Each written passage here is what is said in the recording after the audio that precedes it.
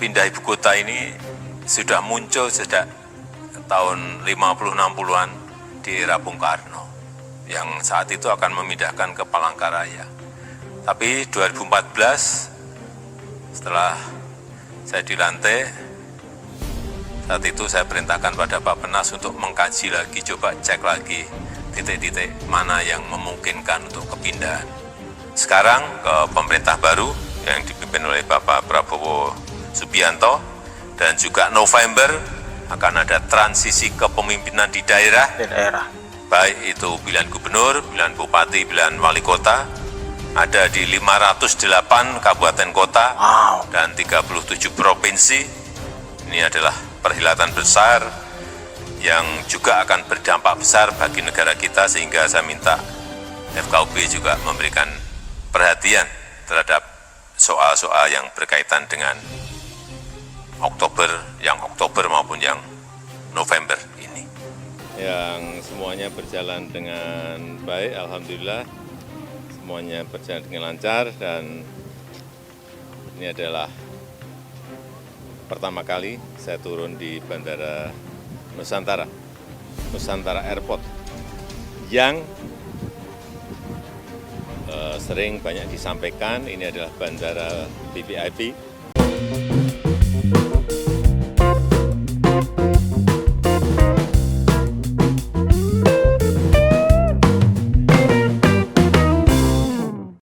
Assalamualaikum warahmatullahi wabarakatuh. Shalom, Om Swastiastu, Nama Budaya, salam kebajikan, Rahayu Rahayu, salam sejahtera bagi kita semua. Kembali lagi dengan saya di sini, Leonardo Sirait, di channel kesayangan kita, Sirait Media. Ya, apa kabarnya teman-teman? Saya rasa teman-teman akan baik-baik saja dan sehat-sehat di saat aktivitas sehari-hari ini, tua. Biarlah kalian terus dilancarkan dan sukses. Baik teman-teman, kali ini kita akan membahas tentang Pak Jokowi. Di sini Pak Jokowi berpidato sangat luar biasa, di mana beliau ini seakan-akan menampar, menyemprot, apalagi ya, menendang gitu kali ya, ataupun melibas gitu ya, orang-orang yang selama ini selalu mengadu domba, selalu merusak kerukunan antar anak bangsa, selalu ingin memecah belah bangsa, selalu memfitnah, mencaci maki. Ternyata Pak Jokowi ada pesan khusus nih teman-teman, buat Sirait Media nih, khususnya ya, khususnya kepada orang-orang seperti teman-teman ya, selain yang sering kita kenal gitu kan. Itu Pak Jokowi juga menitipkan pesan kepada para pemuka agama untuk menjaga stabilitas negara kita gitu ya. Karena penting juga kalau ramuan politiknya dikasih dengan agama gitu ya, ataupun dipoles dengan mencampur adukan agama, itu bahaya nanti gitu, bisa menambah perpecahan ya. Karena tanpa persatuan dan kesatuan, kita tidak bisa meningkatkan dan membuat negara kita menjadi maju ya teman-teman ya. Harus kita garis bawahi ini gitu. Jadi tetap Pak Jokowi mengingatkan gitu ya kepada pemuka agama, tokoh-tokoh agama gitu, dan ini luar biasa. Mari kita saksikan dulu videonya berikut ini. Pertama-tama saya ingin menyampaikan ucapan selamat datang di Ibu Kota Nusantara.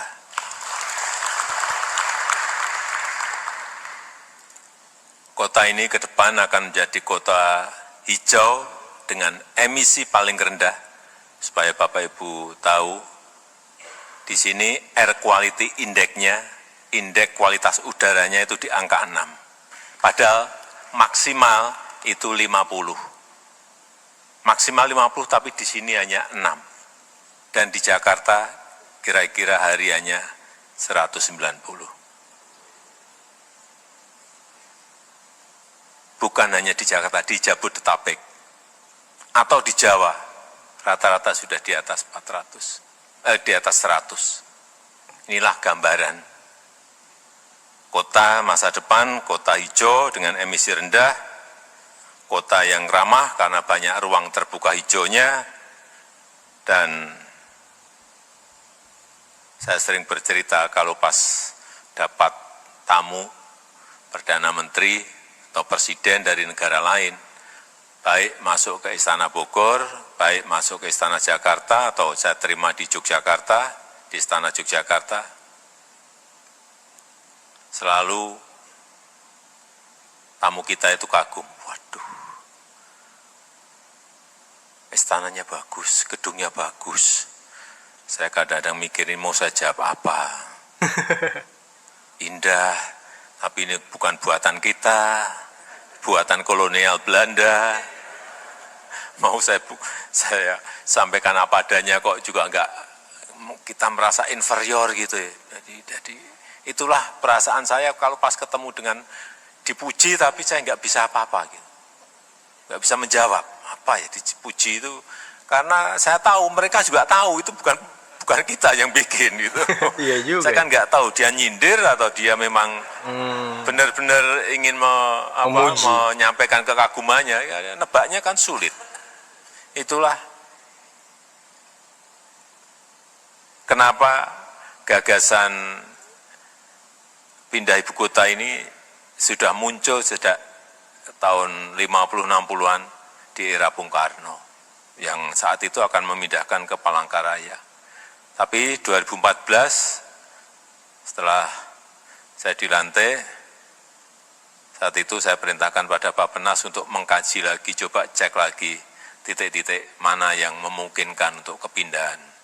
Dan selama 4 tahun, 5 tahun, kajian itu selesai, ada pilihan-pilihan di Palangkaraya, di Kalimantan Selatan, di Mamuju, kemudian di Kalimantan Timur, di IKN ini. Ini membantah mulut dari Amin Rais ya teman-teman ya, yang mengatakan bahwa pemindahan ibu kota tidak menggunakan kajian apapun. aduh ini Amin Rais.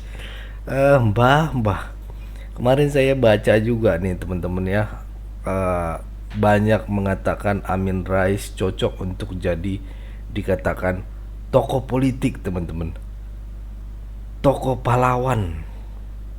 Ini kan pahlawan apa yang cocok ya? Nanti kalian komen ya yang cocok buat Amin Rais. Dan mereka mendukung bahwa Abah Amin Rais ini cocok untuk menjadi tokoh pahlawan nasional. Kalian komen deh teman-teman, cocok nggak ya? Sedangkan dia ini adalah sering memberikan fitnah. Dan mending kalau fitnahnya itu benar gitu ya. Ini fitnahnya salah mulu gitu ya. Fitnahnya ini gak masuk akal gitu dan tidak benar gitu. Fitnah salah atau gak ada yang satu pun yang benar diomongin dia gitu ya.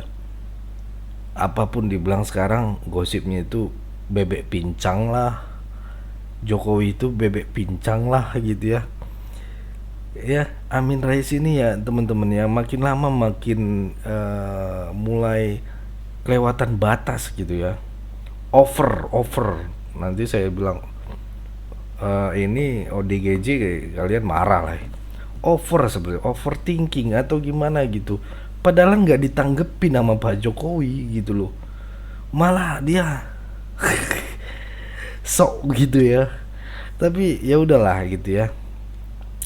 Di sini dijawab oleh Pak Jokowi di pidato ini, dan menurut saya pidatonya sangat bagus teman-teman.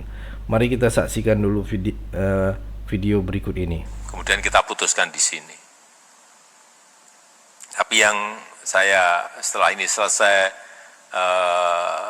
istananya, kemudian gedung Menko-nya juga hampir selesai. Saya senang bahwa yang mengerjakan 100% adalah putra-putri terbaik kita semuanya. Wow. Bahannya itu hampir 99% dari bahan lokal semuanya. Memang tidak ada unsur-unsur yang lain. Ada yang bertanya pada saya, Pak, lampunya kok bagus sekali. Jangan-jangan dari Itali, bukan. Ini lampu dari Boyolali. Itali dan Boyolali. Oke, mirip-mirip lah. Lampunya dari Boyolali. Saya tahu betul yang buat ini siapa, saya tahu. Di desa yang namanya Tumang, di Boyolali. Jadi, ya inilah istana sebuah negara besar yang namanya Indonesia. Ini harus kita apresiasi dan berbangga, teman-teman. Kota yang dirancang dalam menancapkan tonggak peradaban Indonesia nanti di Indonesia Emas 2045, karena ini baru dimulai. Ibu kota baru ini baru dimulai. Selesainya mungkin bisa 10 tahun, bisa 15 tahun, dan bisa 20 tahun. Jangan berpikir ini sudah dipakai, enggak. Masih panjang. Masih panjang.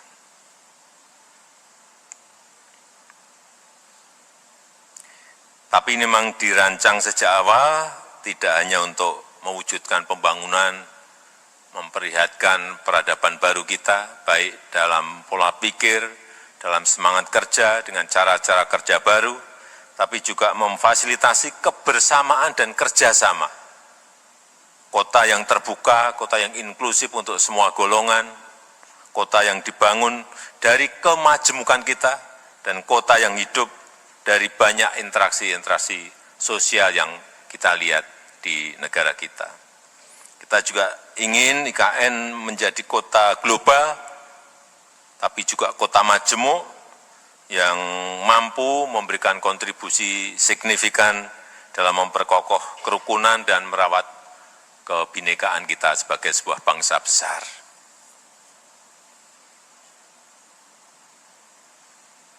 Karena kita tahu dunia sekarang ini sedang tidak baik-baik saja, banyak konflik muncul beberapa tahun belakangan ini yang berkepanjangan, juga perang yang bergulir di belahan dunia. Saat kita merasakan zaman semodern ini masih ada perang.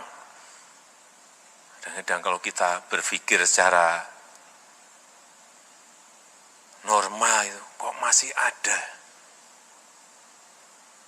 Dalam peradaban baru, dalam peradaban modern masih ada perang. Baik itu di Ukraina, baik itu di Palestina, ini ditambah lagi sekarang dengan perang di Libanon. Ya. Makin panas Timur Tengah, Pak. Sehingga membuat yang namanya persatuan, yang namanya kerukunan, yang namanya toleransi, itu merupakan hal yang sangat berharga, sangat bernilai tinggi di negara manapun. Dan kita patut bersyukur di Indonesia nilai-nilai tersebut, kerukunan, toleransi, persatuan, masih bisa terawat dengan sangat baik. Ini juga berkat kontribusi besar Bapak Ibu sekalian yang hadir di sini.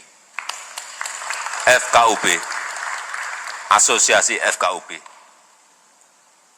yang ini adalah warisan berharga bangsa kita yang terus harus kita pupuk, kita upayakan bersama, baik dengan mengedepankan dialog,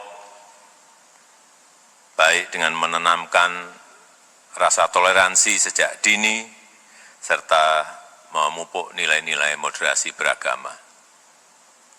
Saya sangat menghargai, mengapresiasi peran FKUB selama ini dalam menjaga suasana yang damai, suasana yang harmonis, suasana rukun, sehingga persatuan dan kesatuan kita sebagai bangsa terawat baik dan terus terjaga.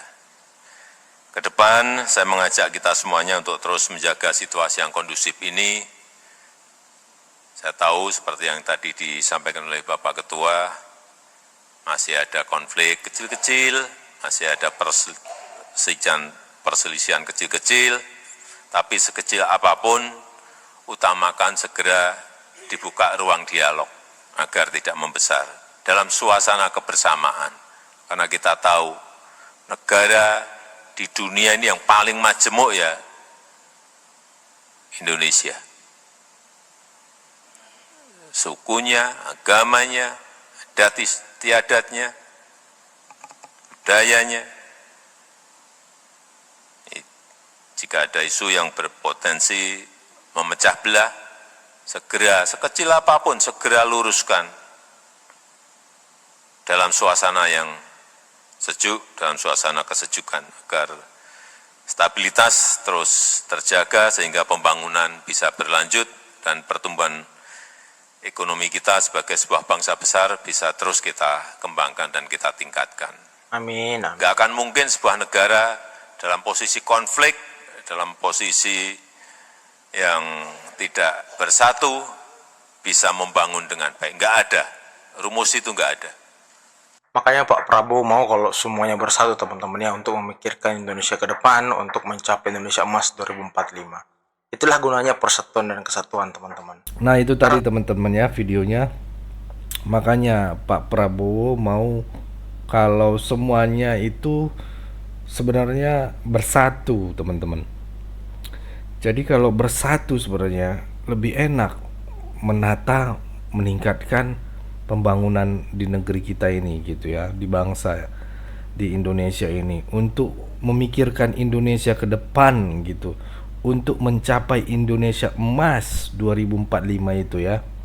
Itulah gunanya persatuan dan kesatuan gitu ya teman-teman ya. Karena kalau tidak ya kita sibuknya saja dengan konflik-konflik gitu ya, konflik-konflik internal gitu antara anak bangsa gitu ya, sampai lupa dengan kepentingan asing gitu ya, yang ingin merusak bangsa kita. Jujur teman-teman, kalau kita observasi banyak negara-negara asing tuh pengen menghancurkan Indonesia, menghancurkan kebinekaan kita gitu ya. Makanya kadang di masa-masa kampanye, pilkada dan sebagainya itu banyak sekali yang menjual ras, agama gitu ya, dan juga support dana dari luar negeri. Biar apa? Biar kita diadu domba gitu, saling menghujat, saling menjatuhkan gitu, dan akhirnya konflik-konflik internal ini nggak selesai, dan kita jadinya lamban gitu ya, lamban untuk pembangunan di Indonesia. Karena apa? Tersendat ini, ketahan ini gitu kan.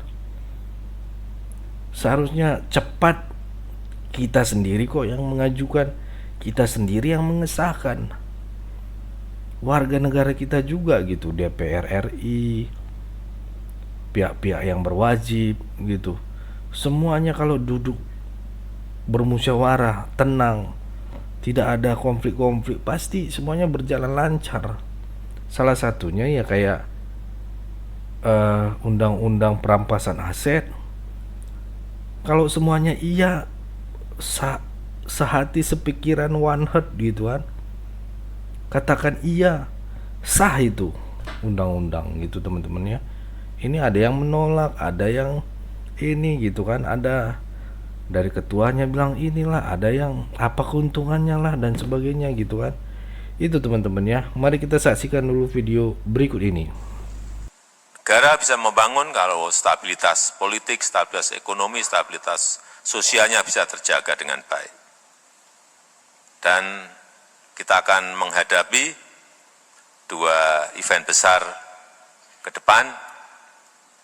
Di 20 Oktober akan ada transisi kepemimpinan nasional dari pemerintah sekarang ke pemerintah baru yang dipimpin oleh Bapak Prabowo Subianto, dan juga November akan ada transisi kepemimpinan di daerah, baik itu pilihan gubernur, pilihan bupati, pilihan wali kota, ada di 508 kabupaten kota dan 37 provinsi. Ini adalah perhelatan besar yang juga akan berdampak besar bagi negara kita, sehingga saya minta FKUB juga memberikan perhatian terhadap soal-soal yang berkaitan dengan Oktober maupun yang November ini. Terakhir, saya berharap semoga kita bersama dalam menjaga persatuan, menjaga kerukunan, dalam menghantarkan bangsa kita mewujudkan cita-cita Indonesia emas betul-betul bisa kita wujudkan bersama-sama. Saya rasa itu yang ingin saya sampaikan dalam kesempatan yang baik ini. Sekali lagi saya sangat menghargai, mengapresiasi upaya-upaya yang telah FKUB lakukan di daerah, baik kabupaten kota maupun provinsi, juga di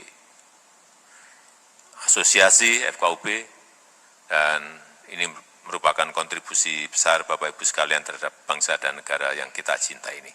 Terima kasih, saya tutup. Wassalamualaikum warahmatullahi wabarakatuh. Waalaikumsalam warahmatullahi wabarakatuh. Nah, itu tadi teman-temannya. Videonya luar biasa teman-temannya. Pidato dari Presiden Joko Widodo ya, terkait dengan menjaga kerukunan, menjaga stabilitas Indonesia gitu ya, di negara kita ini ya.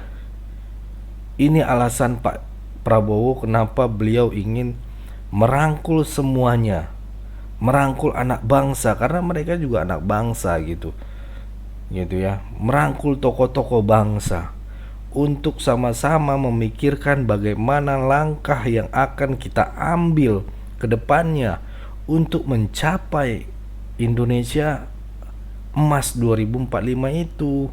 Itunya sebenarnya teman-teman. Bukan apa-apa dia bilang nanti semuanya dirangkul kalau ini. Ya sebenarnya biar semuanya tercapai gitu, cepat gitu, tidak mandek, tidak bolong-bolong gitu ya. Yaitu tanpa persatuan ya kita tidak bisa maju teman-teman. Sekali lagi kita hanya sibuk dengan urusan-urusan politik gitu ya teman-teman ya. Sibuk dengan konflik-konflik itu tadi. Padahal untuk kemajuan Indonesia. Itu ya teman yang bisa saya sampaikan. Mungkin cukup ya. Segitu dulu teman-teman. Berikan tanggapan teman-teman yang menonton video ini bagaimana. Boleh berikan di kolom komentar. Perbanyak masukan kalian apa sebenarnya, masukan, ide, konsep dan sebagainya. Boleh, silakan tuliskan di kolom komentar, karena kolom komentar itu sangat terbuka sekali buat teman-teman, khususnya yang nonton Sirait Media ini. Ya mungkin itu aja teman-teman pesan saya. Pokoknya tetap jaga persatuan Indonesia, jangan mau dipecah belah, jangan mau diadu domba, karena NKRI harga mati. Saya Leonardo Sirait mohon undur diri. Bye bye.